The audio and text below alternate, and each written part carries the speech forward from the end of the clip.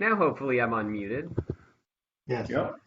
Thank you, Dr. Garamella, for that excellent introduction. And as Dr. Garamella said, thank you to all of you for coming today to listen to me present my thesis work, which has been on a novel vapor absorption system for space conditioning and water purification. I'll start by introducing the topic and introducing the reasons for the need for clean water, and then why would we even want to combine it with a different process. And then I'll go through a brief review of the literature into the cycles that have been investigated in the past for cooling and water purification. And based on the deficiencies in the literature in that area, I'll outline the objectives of my thesis project. From there, I'll start out with the design of the novel cycle that really formed the heart of the thesis, and then proceed from the results of that cycle design into the design and modeling of the heat and mass exchange components that were used in the experimental demonstration that showed both water purification and the heat transfer performance of these components. Finally, I'll wrap up and provide some recommendations for future work in this area, along with some potential studies in tangentially related areas. So beginning with the need of clean water, looking at data available from the United Nations, we see that in 2015, 33% of the global population was lacking basic sanitation services, 29% didn't have access to safe drinking water, and 40% was affected by water scarcity. And as a result of these effects, over 1.8 million people died that year due to diarrheal diseases caused by poor hygiene or unsafe water. And as it stands, the problem is only increasing. Looking at global water use over the past century and a little bit, we see that not only is there an increase in water use due to increases in global population, but also as quality of life has increased worldwide, people are on a per capita basis using more water. Aquastat, which is a branch of the United Nations, estimates that water withdrawals are currently increasing at 1.1% per year. And what this all adds up to is the fact that we don't have that much fresh water available. And even if we did now, we wouldn't necessarily in the future. As a result of this, alternative sources of water have to be considered so that we can continue to provide water for drinking and other potable use without running out. When we start to look at water purification technologies, though, we get into a bit of a challenge. For most of these water purification technologies, desalination technologies especially, it takes energy to drive that water purification process, whether it's thermal energy or electrical energy. However, when we want to produce that energy, we need to have water available for our cooling towers or for our natural gas extraction technologies and other such things. And that means that when we're purifying water, we're actually going to see a penalty of between 0.2 and 1.2% of the water produced, depending on what water purification technology is used, how the energy is generated for it, and so on. And that means that currently we're seeing a loss of up to 170 million cubic meters per year of fresh water. The idea behind combining water purification with, in my case, cooling, is that if we can find a process that already consumes energy and we can combine the water purification with it in a way that the water purification doesn't take additional energy, maybe we can reduce or eliminate that water penalty on our water purification. So before moving into the literature review, I'm going to briefly go through some cooling technologies. What I'm showing here is the quintessential phase change heat pump, which is a mechanical vapor compression heat pump. Now, in these systems, cooling is accomplished by taking a refrigerant that goes through the evaporator where it becomes a vapor and accepts heat from whatever space is trying to be cooled. After that, it proceeds through the compressor where it's compressed to high temperature and pressure. It then proceeds into the condenser where it's condensed back into a liquid refrigerant by rejecting heat to the ambient. And finally, it proceeds through an expansion valve where it returns to the evaporator in a liquid or really in a two-phase condition, and the cycle can begin again. Now, these mechanical vapor compression heat pumps are powered by electricity. An alternative is what is called an absorption heat pump. And in an absorption heat pump, the mechanical compressor is replaced by a thermal compressor, and I've actually broken out the components that make up the thermal compressor here. So your simplest thermal compressor is going to have an absorber in which your refrigerant vapor at low pressure and low temperature as it leaves the evaporator is dissolved or absorbed into an absorbent solution. It then is pumped through a pump to pressurize that liquid solution, which takes much less electrical or mechanical energy than a vapor compression process. And finally, that solution proceeds into the desorber, where thermal energy is put in to boil the high pressure, high temperature vapor out of solution, at which point it proceeds to the condenser, and condensation and evaporation occur as in a mechanical vapor compression heat pump. In a practical absorption heat pump, you'll additionally include as part of the thermal compressor a solution heat exchanger, which uses the hot solution leaving the desorber to preheat the cool solution coming from the pump and improve performance and reduce the energy consumed. The two most common working pairs in absorption heat pumps are water lithium bromide, where water is your refrigerant and lithium bromide is your absorbent, and ammonia water, where ammonia is the refrigerant and water is the absorbent. Moving on then to the literature review, I'm going to talk briefly about the different water purification and cooling technologies that have been investigated so far in the literature. The first of these is combining a vapor compression refrigeration system or cooling system with humidification dehumidification. Now, in the humidification dehumidification or HDH process, ambient air is saturated with water by passing it through the feed water, and this brings it up to 100% relative humidity. That humidified airstream can then pass over the evaporator of the vapor compression system, as you would typically see in an air conditioning system, and as it's cooled, that extra humidity that has been added condenses out, resulting in a pure water stream, along with a cool airstream that can supply air conditioning to whatever building is being conditioned. This is a relatively simple add-on, but under AHRI rating conditions, the addition of that humidity, which needs to be condensed, actually increases the evaporator load by a factor of 2.8, indicating that we're not getting away from the parasitic load problem that I discussed initially. An alternative, as I mentioned before, is the absorption heat pump, and this is a thermally driven cooling cycle where you're putting heat into the desorber and using that to drive the cooling effect in the evaporator. In the cycles that have been investigated so far in the literature, the heat rejected from the condenser is used to drive a desalination process, whether that be multi-effect distillation or single-effect distillation or some other process. What's worth noting, though, is that in the literature, there's a loose coupling between the water purification and the cooling system. So you have a complete absorption system, you have a complete water purification system, and we're passing thermal energy from the cooling system to the water purification system, but the presence of two full systems results in a very complex hybrid system. In contrast, an adsorption heat pump, which is another thermally driven cooling cycle, uses the exact same components for water purification and cooling. So the feed water is put into the evaporator where it evaporates, providing the cooling, and that pure water vapor then proceeds into an adsorbing bed.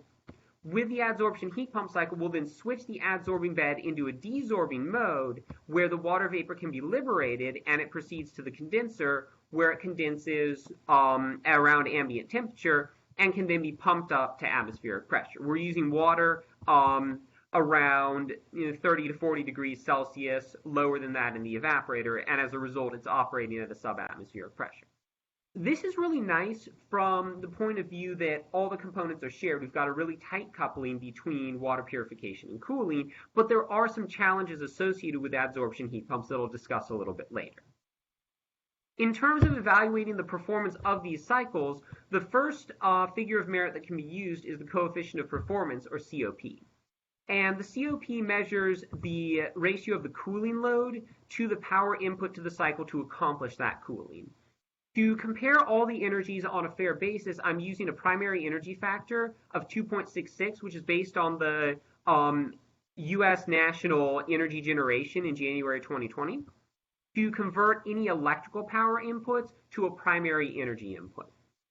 The second figure of merit is the performance ratio, which comes from the desalination literature and measures the mass flow rate of pure water produced by the cycle to the mass flow rate of steam used to drive the cycle. Now, because I'm not necessarily using steam, I've used the heat of vaporization of water at 100 degrees Celsius to convert my actual energy input to an equivalent mass flow rate of steam.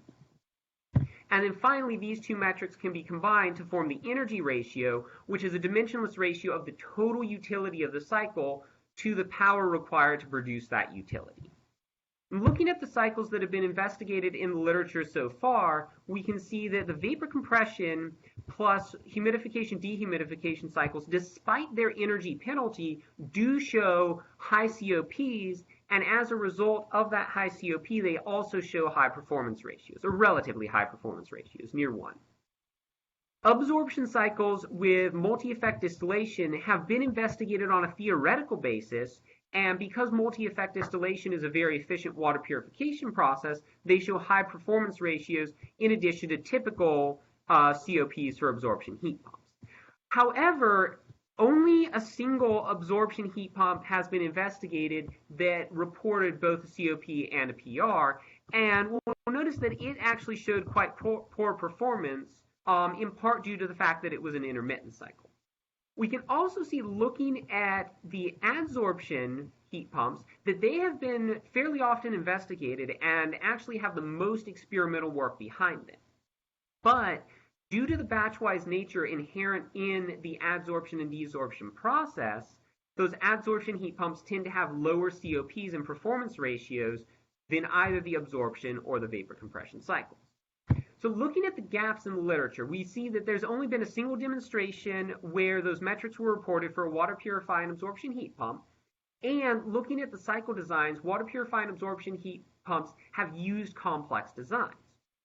In contrast, water purifying adsorption heat pumps have nice, simple cycle designs, but they suffer from low performance that's inherent to that adsorption cycle architecture.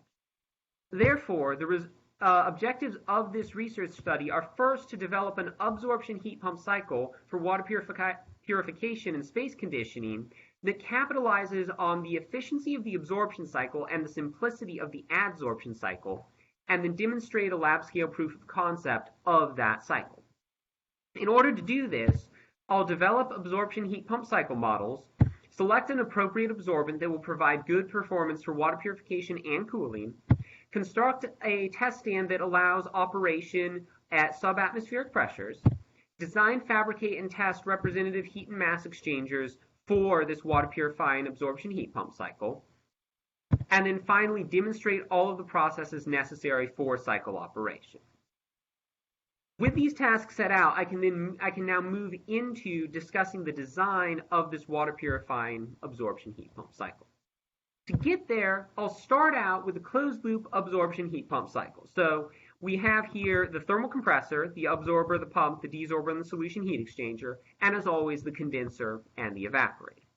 To convert this from just a cooling absorption heat pump to a water purifying absorption heat pump, I can change it from a closed loop cycle to an open loop cycle by removing the connection between the condenser and the evaporator.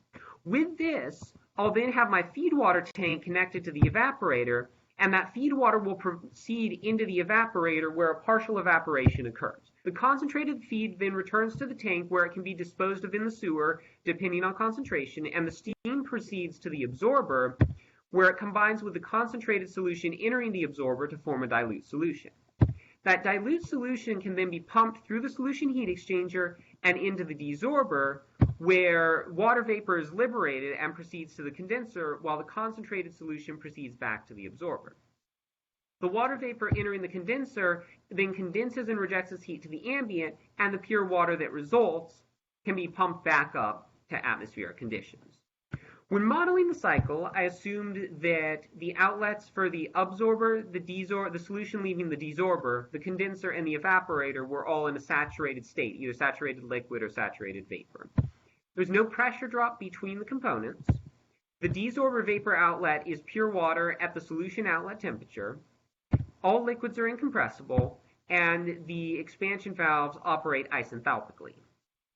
With the components in the cycle, I conducted mass balances on the evaporator, looking at the feed water, and the desorber, looking at the absorbent solution. Conducted species balances on the desorber and the evaporator to determine the concentrations of the pollutants in the feed and the absorbent in the solution. And finally, conducted energy balances on the pumps and all of the heat exchangers in the cycle. The baseline operating conditions of the cycle assume a desorber outlet temperature of 100 degrees Celsius, a condenser outlet temperature of 50 degrees Celsius, an evaporator temperature of 5 degrees Celsius, an absorber solution outlet temperature of 35 degrees Celsius, and a water recovery of 95%, which is to say if 100 kilograms of water are put into the cycle, 95 kilograms of that will be recovered as pure water, and then the 5% that remains will have had the pollutants concentrated and be able to be disposed of. And finally, a water output ratio of 35.2 kilograms per day per kilowatt, which is the ratio required under these operating conditions for all of the water evaporated in the evaporator providing the cooling load to be collected in the condenser as pure water. When I simulated the cycle with these operating conditions for 14 different absorbents, I saw that adding water purification to the cycle nearly doubles the energy ratio. So we've got the breakdown here of the energy ratio into the COP, remember that's the cooling performance, and the performance ratio, which is the water purification performance, and we can see that we're able to boost, for all absorbents studied, the energy ratio by nearly a factor of 2 just by adding that water purification. With these, 2 absorbents were selected for further exploration, and these were the single salts sodium hydroxide, because it's easy to neutralize in the distillate if there were to be carryover from the desorber to the condenser, and lithium bromide, which is commonly used in absorption heat pump cycles. In addition to the thermodynamic analysis I've just outlined, I also conducted a thermoeconomic analysis to look at what the cost of this cycle would be. And I broke that down into the cost of the equipment, the cost of the refrigerant, really the working fluid here. So for a vapor compression, that would be the refrigerant. For the absorption, that would be the refrigerant plus the absorbent. And then the cost to operate the cycle over its lifetime. To determine the capital cost, which includes the equipment and the refrigerant, a UA-LMTD analysis, log mean temperature difference analysis, was conducted on each heat exchanger, and the cost was based on the area, based on information from the literature and also from some additional communications I had with people working in the refrigeration industry. Additionally, the other equipment was costed using curve fits to commercial data or correlations from the literature, depending on the piece of equipment. To calculate the refrigerant cost, an assumed heat exchanger geometry was used to calculate the volume of the heat exchanger, and from that the mass could be calculated based on the volume and a variable that's WG, which is a function of the void fraction. And that allowed the calculation of the charge in the two-phase heat exchangers. To annualize the cost, the capital cost was multiplied by a capital recovery factor with an interest rate of 5%, and the number of years based on an 18,000 hour lifetime and a specified number of operating hours per year ranging from 600 up to 2,400 hours per year, and a maintenance factor of 1.03, which assumes a 3% maintenance cost. The 3 cycles investigated were a vapor compression cycle using municipal water supply, so this is a business as usual case. Vapor compression cycle with reverse osmosis used to purify some amount of gray water leaving the house, and then the hybrid absorption heat pump that I showed the model for earlier. And what we can see is that because the hybrid absorption heat pump has so many more heat exchangers, got 5 heat exchangers instead of 2, there's a substantial increase in the cost of the heat exchangers. Similarly, the cheapest in terms of equipment is the vapor compression plus municipal supply. Adding the reverse osmosis water purification system adds an additional cost, and adding, in this case, the furnace used to drive the hybrid absorption heat pump adds another additional cost.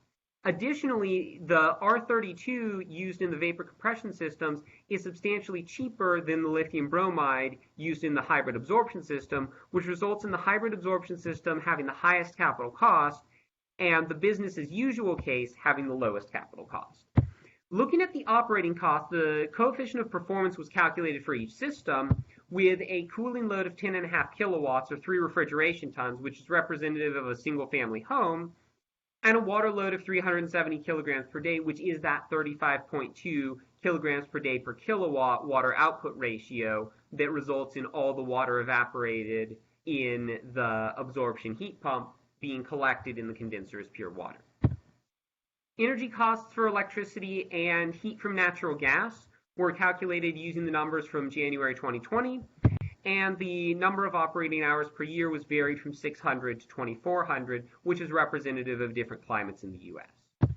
Looking at the chart, we can see the 3 different cases simulated. On the left, we have the vapor compression plus municipal. In the center, we have the vapor compression plus reverse osmosis with the diagonal slashes. And then with the vertical lines, we have the hybrid absorption heat pump system. And what we see is that when we annualize the cost of this water purifying and cooling system, the absorption heat pump is actually the cheapest when annualized. It does have the highest equipment cost, but because natural gas is cheap, it has a very, very low operating cost in comparison to the vapor compression system, and that allows the annualized cost to be lower, suggesting that there is potential for this system with further development to be commercialized over time. With the cycle modeling out of the way, I'd like now to move into the component design and modeling, and I'll start by discussing the geometry that I used for the component design and modeling. Horizontal tube or falling films of liquid over horizontal tubes demonstrate different morphologies based on the flow rate. So at low flow rates, you'll see droplets of liquid falling from tube to tube. As that flow rate is increased, these filaments of liquid that can form in the droplet mode will extend all the way until they impact the next tube in the row, forming liquid columns or jets. And as the flow rate is increased further, the number of jets increases until eventually a sheet is formed.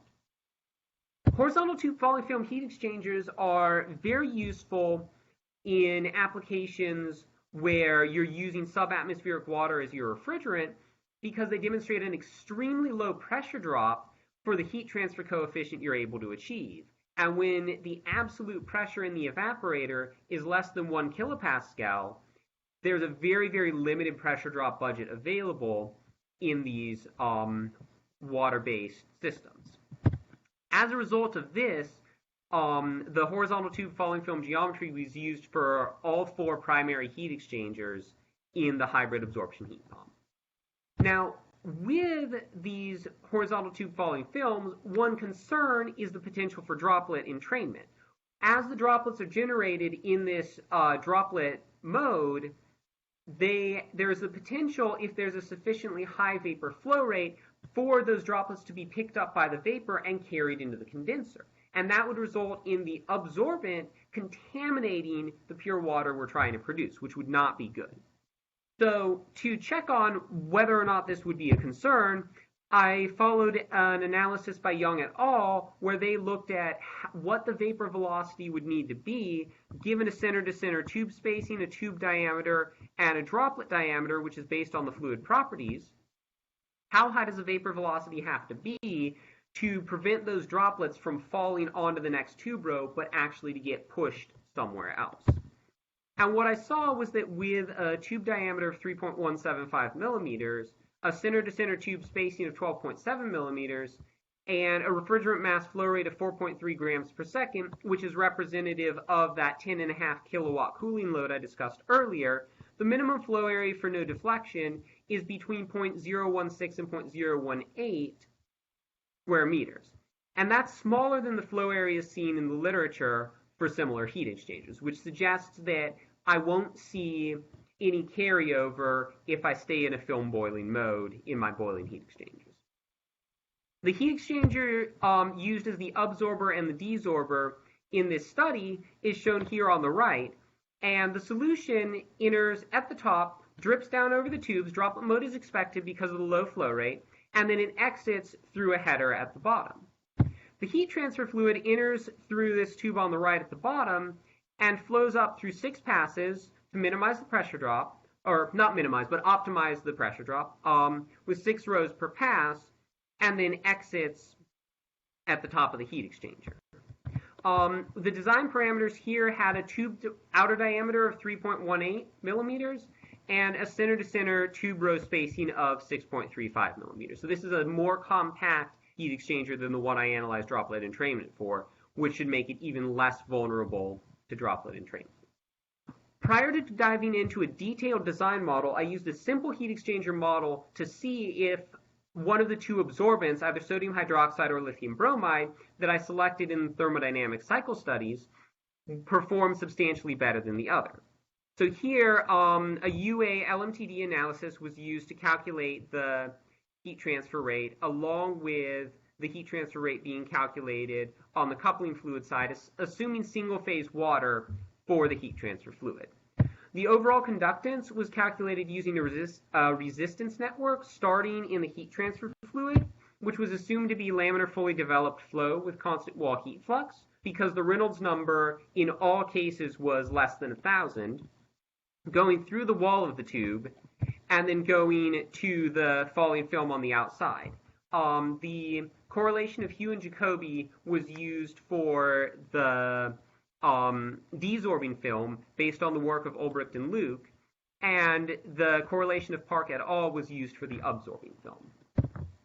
Baseline operating conditions for the cycle are shown in this table, and the prototype heat exchanger was designed for a system with 300-watt cooling capacity in the evaporator. So the desorber heat duty is around 370 watts, the absorber is around 350 watts, and generally speaking, the components perform similarly, have similar operating conditions for the 2 absorbents. The one place that they differ is in the flow rate and concentration. Sodium hydroxide is able to achieve a much larger change in solution concentration, which means that the flow rate required to generate the necessary refrigerant is substantially lower than the flow rate required for lithium bromide. Looking at the results of this model, we see that we've got pretty similar performance in the desorber. There's about a factor of 2 difference in the solution heat transfer coefficient, and a less than a factor of 2 difference in the log mean temperature difference, which means that the desorber heat transfer fluid inlet temperature is within 2 degrees. In the absorber, on the other hand, we see that there's an order of magnitude difference between the lithium bromide and the sodium hydroxide on the solution side, which leads to impossibly low required heat transfer fluid temperatures for the sodium hydroxide, and that's due to the low flow rate, factor of 2 difference there, and high viscosity, factor of 3 difference there, of the sodium hydroxide compared to the lithium bromide. Because of this, sodium hydroxide was not viable in the absorber, and lithium bromide was selected as the absorbent for the heat exchanger design. In the detailed heat exchanger model, I assumed that it was operating in steady state, that there's no heat transfer to the vapor due to the fact the vapor would be in natural convection and an extremely low density. I assumed that the vapor phase is pure water, and that the heat transfer fluid is well distributed within the 6 tube rows that make up the single heat transfer fluid pass. For the film side, starting at the top row of tubes and then working my way down to the bottom, I wrote a mass balance to look at the absorption or desorption rate, a species balance to look at the change in concentration of the absorbent solution as it dripped down and either absorbed or desorbed, and an energy balance to calculate how much heat was being transferred to or from the coupling fluid on that tube row. I also looked at mass transfer effects within the liquid film, where the desorption rate could be calculated using this equation with a mass transfer coefficient. And for the particular correlations I used, rather than using an interface, a difference between the interface and the bulk, the difference used was between the equilibrium and the actual concentration. The mass transfer coefficient came from a Sherwood number correlation that used a characteristic length proportional to the Nusselt film thickness. and the two correlations chosen were that of Babadi and Farhanieh for absorption and that of Johnny for desorption. I'm going to note here that there's very, very few mass transfer coefficients available in the literature for falling films of lithium bromide over horizontal tubes. And these two were actually derived from numerical studies, which, as we'll see in a bit, can present some problems when extrapolated outside the range where they were derived for. The heat transfer fluid side, an energy balance was conducted using single-phase water as the heat transfer fluid, and at the end of each tube row, the specific enthalpy within the header was calculated by averaging the specific enthalpies of the fluid exiting each tube row. To close the model, I wrote down basically resistance equations for the heat transfer on the film side using the same correlations as the simple model. And on the heat transfer side, where I accounted for the wall thermal resistance as well, and here, as I said before, it's laminar fully developed flow with constant wall heat flux. Before going into the heat transfer results and parametric studies to determine the actual design of the heat exchanger, the final design of the heat exchanger, I took a look at the mass transfer effects and saw that I can get that in the absorber, when I include mass transfer, I have to have some additional cooling to provide that driving concentration difference for mass transfer, and that additional cooling is 2 to 4 degrees. And to get the same concentration change, I do need a little bit more heat removal to get that sensible cooling. And this is pretty normal. Looking at the desorber, there's a problem. And the mass transfer correlation selected shows extreme sensible heating, which exceeds the saturation temperature by about 50 degrees. This is rather unphysical because we would move from a film boiling mode into a nucleate boiling mode or even a different boiling mode. And so I neglected the mass transfer effects in the desorber model, and I'm going to come back to that when we start to look at the experimental results. A parametric study was conducted on the absorber varying the tube length between 0.12 and 0.3 meters, and varying the absorber equilibrium solution outlet temperature between 35 and 40 degrees C, with the heat transfer fluid flow rate held constant at a value the test stand could achieve. What we see is that as the tube length is increased, there's competing effects. The area goes up, which will increase our heat transfer rate, but the Reynolds number based on the flow rate per length goes down, and therefore the heat transfer coefficient goes down. The increased area does win out, though, and as we move from left to right on the graph, we see that the temperature difference between the heat transfer fluid and the solution decreases in all cases. As the absorber equilibrium solution outlet temperature is increased, the coefficient of performance of the cycle starts to decrease, and that means that more heat is required in the desorber, so the temperature of the heat transfer fluid inlet has to increase. In the absorber, effects are a little bit more complicated, but basically, as we go to higher operating temperatures, we also go to more superheat of that fluid coming into the absorber, and that means that in the extreme case of 45 degrees Celsius absorber temperature, it will start to desorb on the first couple rows of the absorber. And it takes the first 8 rows or so just to get back to its initial concentration before it can absorb further.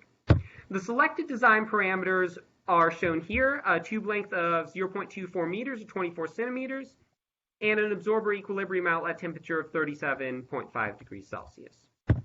Fabricated heat exchanger is shown in this picture. As on the schematic, we've got the solution outlet, solution drips over the tubes, and then exits here, and then the heat transfer fluid inlet, 6 passes, and I've got thermocouple ports at the end of each pass to measure those header temperatures, and then followed by the heat transfer fluid outlet. There's a close-up here showing the drip tubes that were used in the distributor, along with the 2 columns of tubes that the solution drips down, and the connection to the header over here. With these heat exchangers designed, I could then move into an experimental demonstration doing a proof of concept of the water purification and cooling. And this was done in a batch-wise manner. So rather than the 5 heat exchangers and 3 pumps needed to show this steady state cycle operation, I started out and for this study performed a simpler set of experiments using only two heat exchangers, one acting as the evaporator for low pressure and the condenser for high pressure, and one operating as the absorber for low pressure and the desorber for high pressure, with a solution tank and a receiving tank, so it's a batch-wise two-step process. I designed and constructed a test stand to enable the experiments at vacuum pressure. You can see the vacuum chamber here with a thermocouple panel allowing for 18 temperature measurements on that side and another 9 on the other side. It's connected to a cold trap to condense out any water vapor that might try to enter the vacuum pump, and has a vacuum pump here to evacuate the chamber. There's a flow switchboard over here, which I'm going to talk more about momentarily, and then a lab chiller in the back to provide cold heat transfer fluid, along with the supply tank, which I showed on the schematic on the previous slide for the solution. The test stand is shown schematically here, and in addition to the vacuum chamber and the components contained within, there's this flow conditioning section over on the left, which looks like this. There's a heated once-through line for the solution in the back, which has the solution supply tank, that's not shown on the photo, a gear pump to drive the flow, a Coriolis flow meter to get a density and flow rate measurement, and then a cartridge heater to heat the solution up to its target inlet condition. There's also a cooled closed-loop line for the heat transfer fluid here, shown here on the schematic, also with a gear pump, with a turbine flow meter instead of a Coriolis flow meter, and then a heat exchanger coupled to that lab chiller. And then finally, there is a heated closed-loop line for the heat transfer fluid going to the evaporator or the desorber, with, again, a gear pump, a turbine flow meter, and a cartridge heater. And these lines all terminate in a flow switchboard that, with these flexible hoses, allows me to rapidly reconfigure the test stand between the low pressure and the high pressure tests. The tanks for the solution were heated using these silicone sheet heaters to prevent crystallization of the lithium bromide, and they were made of stainless steel 316L to prevent corrosion. Each of them had an 18.9 liter capacity, of which about 6 liters was used during the test. The desorber was installed inside the vacuum chamber with a needle valve upstream to prevent flashing of the solution coming in if it was superheated in the line, and thermocouple measurements at each of the headers, as I mentioned before. You can see the thermocouples over here. The needle valve is up here, dripping flow into the distributor, and the solution exits through this port on the floor of the vacuum chamber. Another heat exchanger was installed up front. I've labeled it as the condenser here, and it could either serve as the condenser or the evaporator. It's installed in a bucket to contain the feed or the distillate, and when it's covered as shown in the photo, that's during the evaporation tests to prevent droplet ejection during the pool boiling that occurs. Two test procedures are used. For the low pressure test, first a feed solution is prepared, and I'll discuss which feed solutions were used momentarily, and then the solution and the chamber were preconditioned.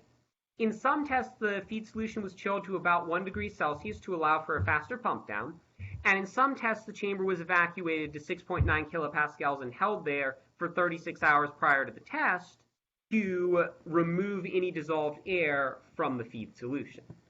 And I'm going to discuss, when I get to the results of the absorber experiments, which of those was the better preconditioning method and why. After that, the chamber was then evacuated fully, or evacuated to a target pressure, at which point the solution and heat transfer fluid pumps and heaters were started, and the evaporator duty was modulated to control the pressure until steady state was reached, which usually took about 30 to 40 minutes out of a 90-minute test. On the high pressure tests, the chamber walls were heated overnight so that the walls of the chamber were above the saturation temperature of the vapor in the chamber, which prevents condensation on the walls.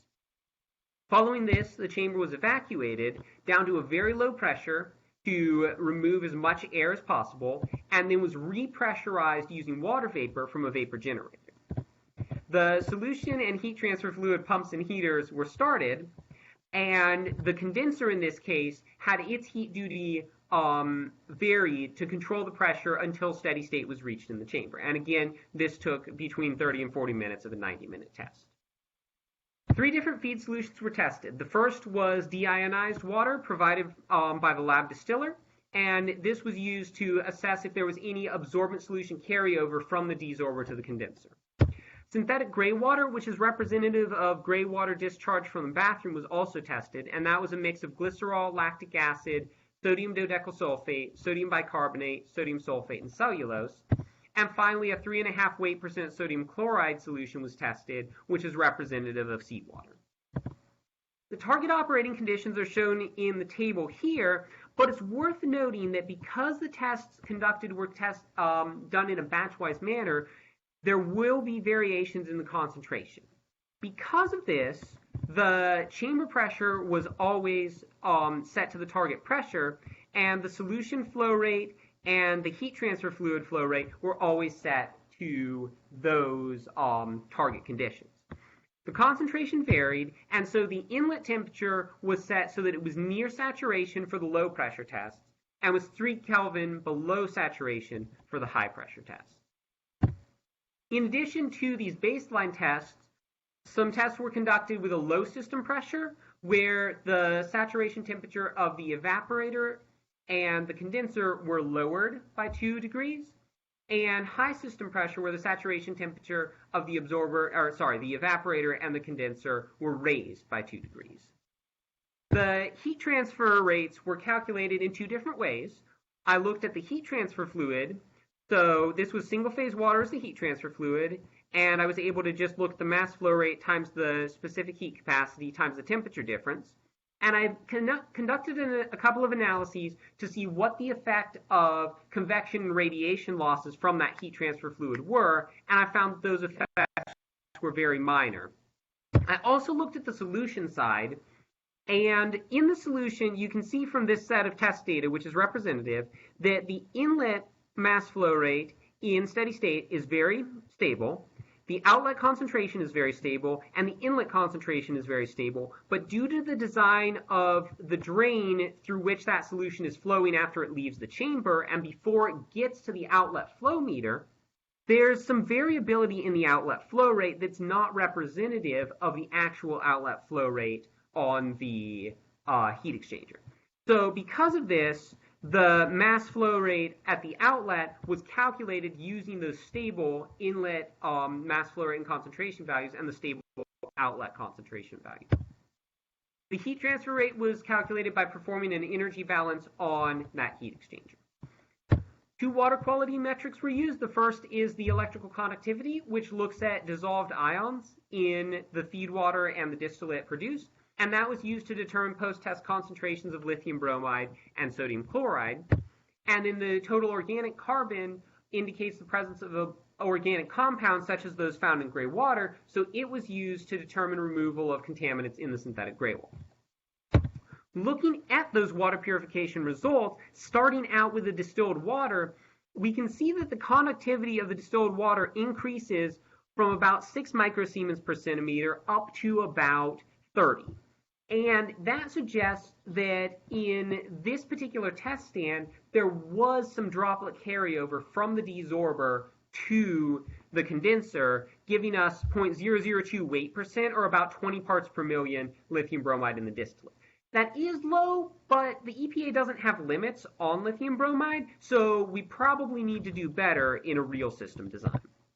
Looking at the synthetic gray water, we can see that the electrical conductivity was reduced to about 30 microsiemens per centimeter, and that suggests that the water purification capabilities as far as dissolved ions are quite good because we're hitting that distilled water limit when testing with the synthetic gray water. Looking at the synthetic gray water total organic carbon removal, we see about 90% total organic carbon removal, going from a feed total organic carbon of 92 milligrams per liter down to a distillate total organic carbon for the baseline conditions of about 9.4. Now, the most likely reason why this isn't higher is because of the presence of volatile compounds in that synthetic gray water, specifically glycerol in this case. It has a low vapor pressure, but it is non-zero, and that may be allowing it to migrate from the feed water into the absorbent solution and then into the distillate. We do see here that when operating at the low system pressure and at the high system pressure, there is possibly a pressure effect, where running at low system pressure gives the glycerol less opportunity to evaporate, and at a higher system pressure, it has more opportunity to evaporate. But further testing should probably be done because some of the baseline tests had similar TOC values. In terms of the 3.5 weight% sodium chloride solution, we see very, very good water purification. This started out at 3.5 weight%, and in the worst test, its concentration was reduced by 98% to just over 0.07 weight%. In the best test, the concentration was reduced by 99.9%. And the variations here are likely due to the cleaning procedures for the evaporator and condenser. Remember that the same heat exchanger was used for both the evaporator and the condenser. Moving on then from the water purification to the heat transfer performance, the heat transfer in the absorber was calculated on both the solution side and the heat transfer fluid side. And we see very good agreement between those two sides for the higher heat transfer rates, and somewhat worse agreement for the lower heat transfer rates, but the average absolute deviation between the two in all cases still comes to 8.5%, which is okay. The reason it's worse at the low heat transfer rates is most likely because the changes in concentration are smaller, and that's attached to a vapor enthalpy term, which is a couple of orders of magnitude larger than the liquid enthalpy terms, meaning that it has a very large effect, and if the concentration change is measured incorrectly, it will produce a fairly large deviation. Looking at the difference between the predicted and the measured absorber heat duties, we see that there's a wide spread there. When using that 36-hour vacuum hold prior to the test, there's pretty reasonable agreement. We're sitting around 10% deviation and a bit better in some cases, but there's really poor agreement when the feed was chilled. And so why would that be? First reason is that as your liquids get colder, more dissolved air can be trapped in them. That gets compounded by the shorter pump down time to reach the target pressure, which gives less time during the pump down for the dissolved air to be removed, and that means more time during the test for it to come out and start to create non-condensable vapors, non-condensable gases in the chamber. In addition, because the feed was so cold during the pump down, it didn't always boil prior to reaching that target pressure. And when that occurs, the air in the chamber is not getting replaced by water vapor, which means that there's already a high air fraction in the chamber before the dissolved air makes that air fraction higher. So, to try to account for this, I did some vapor side mass transfer modeling where I looked at the mass transfer rate on the vapor side with this logarithmic mole fraction difference accounting for both diffusive and advective transport of water vapor to the interface. Two Sherwood numbers were used for natural convection. On the lowest tube, Sherwood number was used for just a single tube in isolation, and on the higher tube, the heat transfer coefficient was adapted to reflect the fact that the boundary layer on one tube will affect the boundary layer on subsequent tubes and lead to a depression in the rate of mass transfer. The equilibrium concentration used on the solution side mass transfer was modified, so instead of using the water vapor pressure in the bulk of the chamber, it used the water vapor pressure at the interface. Looking at the results of this, we can see that as the absorber heat duty decreases, the required air fraction for agreement between the predicted and measured values increases. And for most of the tests with a chilled feed, we had to have 40 or 50% air mass fraction or higher. With the feed not chilled, most of the tests occurred at a weight fraction below 20%.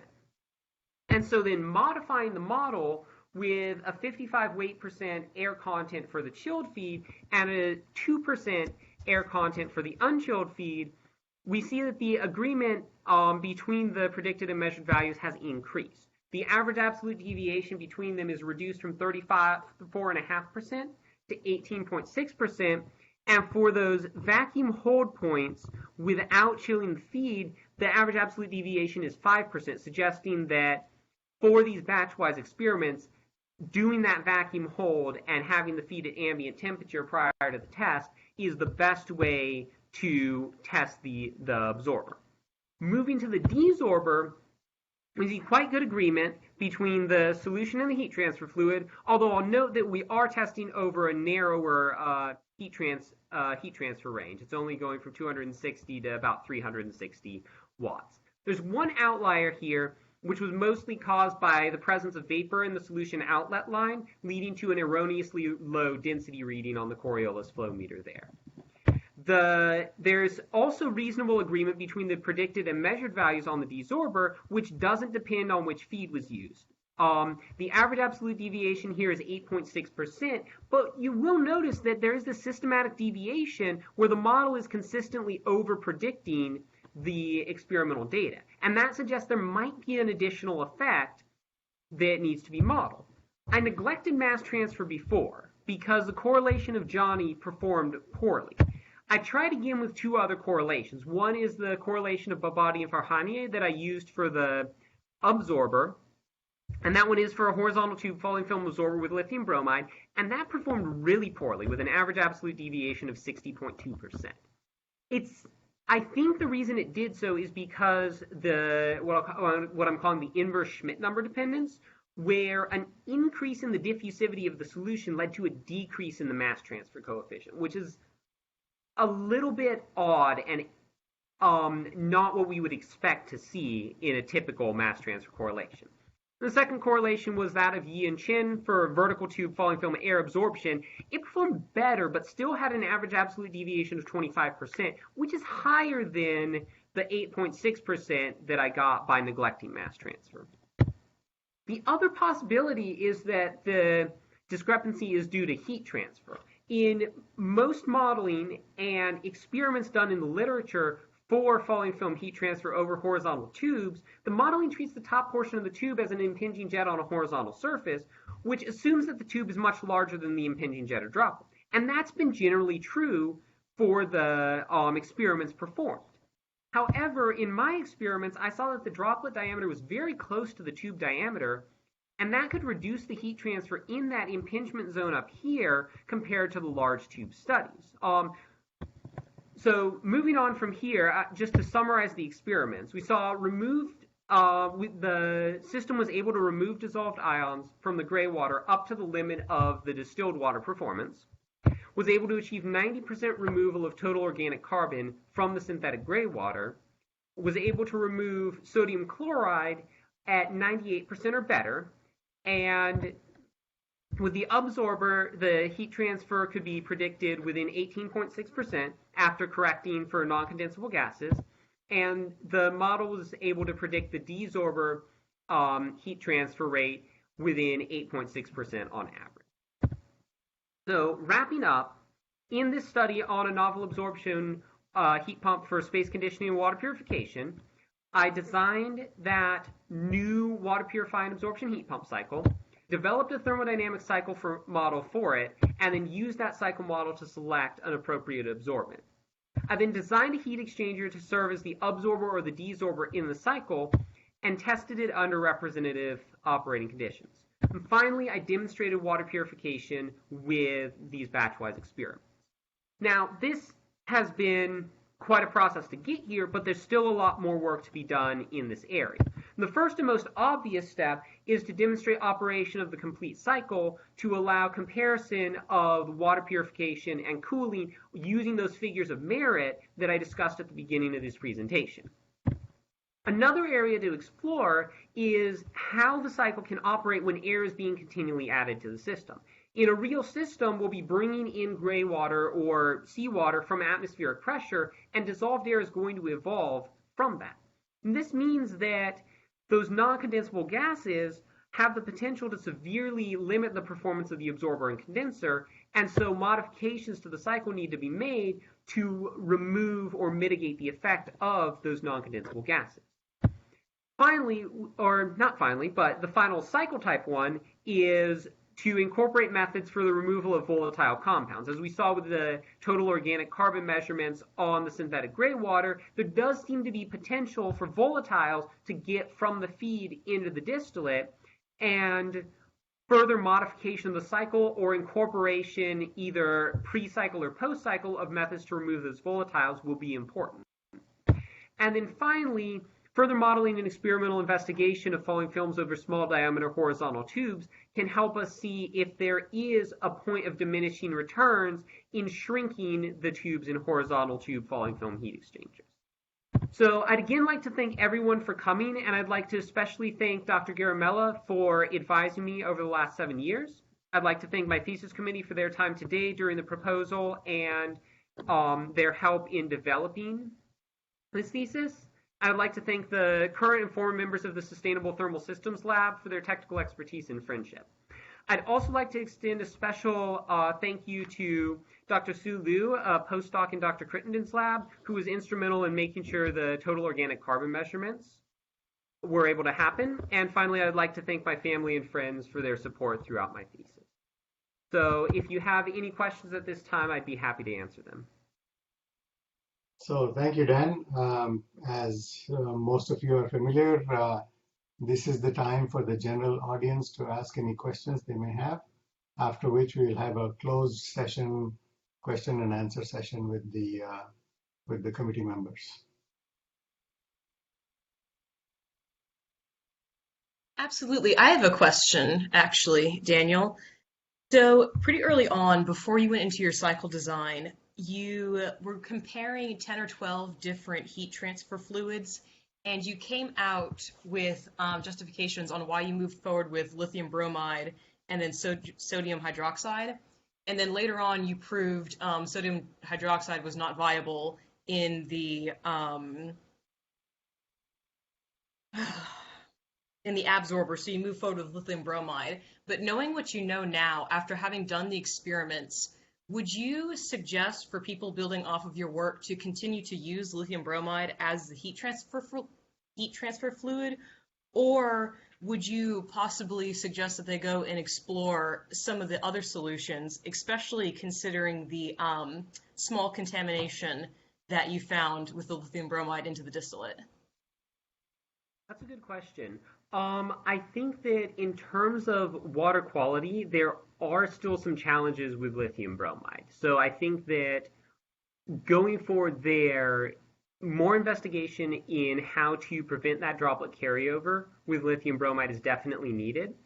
I also think that there's some potential to explore alternate heat exchanger designs that would allow operation with the sodium hydroxide, but that low flow rate and high viscosity is endemic to the sodium hydroxide and will result in some pretty substantial challenges or some very large heat exchangers.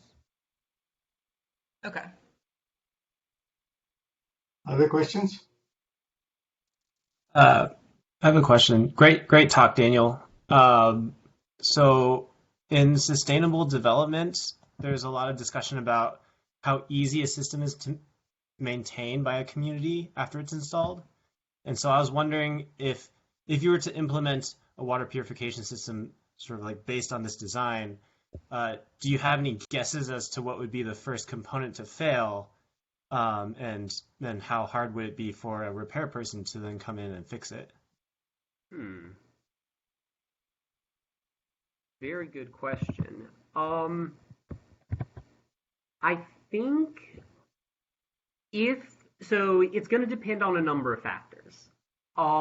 With absorption heat pumps, especially with lithium bromide, one of your challenges is that air ingress. If you get air into the system, it starts to perform worse. So if you were having to remove the air with a vacuum pump, I would be concerned about the vacuum pump failing earlier than other components. If you were able to remove it through a more passive means or design the cycle to operate with the air, then there would be the concern about corrosion, and I would be potentially worried about getting corrosion in the desorber. Pumps tend to be pretty robust, expansion valves tend to be pretty robust, and heat exchangers with water operating in them can operate for decades. Cool, thanks. You're welcome. Any other questions? Hey, Daniel. That was a really great talk. I have a question about the machining tolerances of the system. I know you showed a plot for efficiency versus tube length, and then when you were talking about like the diameter, you got down to like 2 decimal places of centimeters. So I was just kind of curious as to like how precise the manufacturing process needs to be.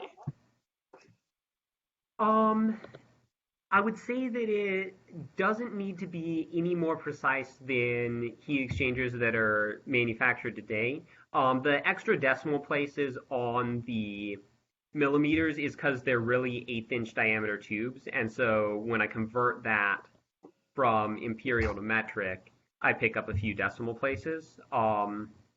And because I had the heat exchanger manufactured at the machine shop on campus, and they were, once I gave them the right set of instructions, able to hit all of the tolerances with no problem. Awesome. Thank you. Okay. Any other questions from the general audience? Daniel, your calculation on the cost effectiveness of the system was based on natural gas. How do you see electric powered components impact this analysis?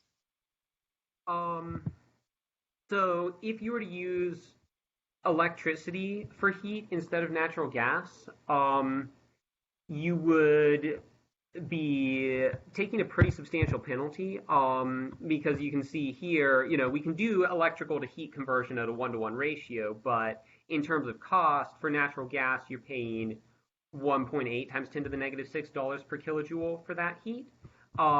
Whereas with electricity, you'd be paying nearly 14 times that for the same heat. So as far as running the absorption system of electricity goes, unless we can get to a point where we're doing a lot of, I don't even know, because I feel like even low-cost solar doesn't drop below that. I'm not quite sure how you could make it cheaper than running it off natural gas. Okay, let's have maybe one last question from the general audience in view of the fact that we started late due to the tornado, and then after that we'll close it to the committee. Any last question?